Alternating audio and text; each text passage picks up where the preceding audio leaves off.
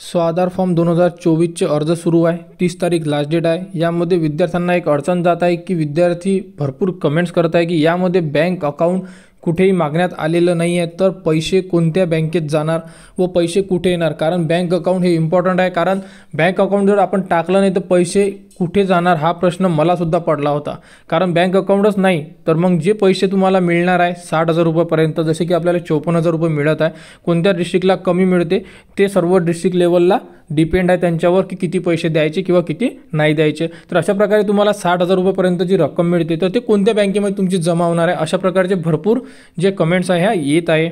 कारण कसं आहे, स्वाधार फॉर्म भरला, बँक अकाउंट कुठेही टाकले हे अजूनसुद्धा कोणालाही माहीत नाही आहे, तर पैसे कुठे येणार, अशा प्रकारचे भरपूर प्रश्न तुमच्या मनात येत असेल. हा प्रश्न मलासुद्धा पडला होता जेव्हा मी ही जी साईट बघितली होती आणि या साईटमध्ये कुठेही बँक अकाउंट डिटेल्स मागण्यात आलेली नाही आहे आणि यामध्ये भरपूर असे काही डॉक्युमेंट्स आहे का ते सुद्धा मागण्यात आलेले नाही आहे. याच्यामध्ये फक्त तुम्हाला 7 ते 8 डॉक्युमेंट्स किंवा 10 डॉक्युमेंट्स तुम्हाला स्टार्टिंगला अपलोड करायचे आहे. तर जे डॉक्युमेंट्स तुम्हाला अपलोड करायला सांगत आहे त्या ठिकाणी तेच डॉक्युमेंट अपलोड करा. आणि राहिला प्रश्न तुमचा बँक अकाउंटचा, तर एक अंदाज असा आहे, ऑफिसला विचारलं तर ऑफिसमधून सुद्धा कोणत्याही प्रकारची अपडेट मिळालेली नाही आहे. कारण जे आपण अकाउंट बनवलेलं आहे, म्हणजे जे प्रोफाईल बनवलेलं आहे ते प्रोफाईल आपण आधार बेस बनवलेलं आहे. कारण तुम्ही लॉग इन केल्यानंतर तुम्हाला तिथे आधार नंबर मागत आहे. आधार नंबर मागितल्यानंतर तिथून आपल्याला OTP येते. OTP आल्यानंतर ते आपण प्रोफाईल रेडी करत आहे. म्हणजे आपले आधार कार्ड ऑलरेडी त्या अकाउंटला लिंक आहे. तर आधार कार्ड लिंक असल्यामुळे आणि जे पैसे आहे तुमचे हे DBT होणार आहे, म्हणजे डायरेक्ट बेनिफिट ट्रान्सफर, जसे की या अगोदर झालेलं आहे. आधार कार्ड नंबरवर तुमचे पैसे येणार आहे. आणि याच प्रकारे जे लाडकी बहीण योजना सुरू आहे त्यांचेसुद्धा जे पैसे होते हे DBT नुसार आलेले आहे. म्हणजे डायरेक्ट जे तुमचे अकाउंट लिंक असेल आधार कार्डला त्यानुसार येणार आहे.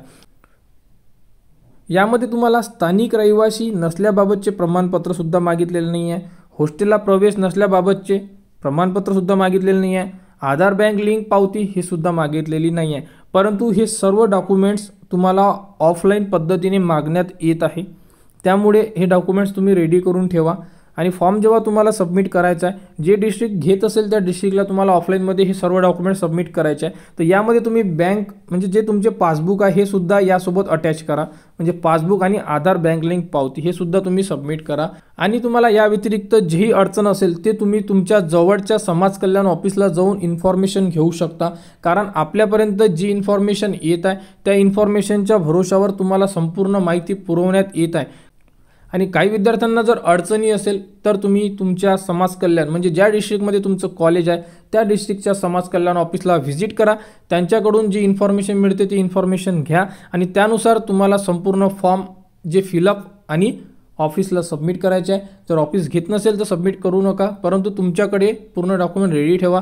जर तुम्हाला मागितले तर ते डॉक्युमेंट देता आले पाहिजे. अशा प्रकारे भरपूर विद्यार्थ्यांचे क्वेश्चन होते की बँक अकाउंट ॲड केलेलं नाही, तर घाबरण्याचं कारण नाही आहे. आपले प्रोफाईल आधार कार्डसोबत लिंक असल्यामुळे आपल्याला कोणत्याही प्रकारची अडचण येणार नाही आहे आणि पैसे तुमचे DBT मार्फत तुमच्या थेट बँकेत जमा करण्यात येणार आहे. आणि जे बँक तुमची लिंक असेल आधार कार्डला त्या बँकेमध्ये तुमचे पैसे येणार आहे. तर अशा प्रकारे ही एक महत्त्वाची अपडेट होती स्वाधार योजना 2024साठी. तर ज्यांचे फॉर्म बाकी असेल त्यांनी 30 तारखेच्या आत त्यांचे फॉर्म कंप्लीट करा. डेट वाढणार का, अशा प्रकारे कोणतीही अपडेट आलेली नाही आहे. अपडेट आल्यानंतर त्याबद्दलची सुद्धा अपडेट तुम्हाला आपल्या यूट्यूब व आपल्या टेलिग्राम चॅनलवर देण्यात येईल. तर स्वाधारबद्दल जेही पुढील अपडेट असेल त्या अपडेटसाठी तुम्हाला आपल्या चॅनलला सबस्क्राईब करा. तर आपल्या टेलिग्राम चॅनलसुद्धा जॉईन करून ठेवा, कारण डॉक्युमेंटरी अपडेट सर्व तुम्हाला टेलिग्राम चॅनलवर देण्यात येत आहे.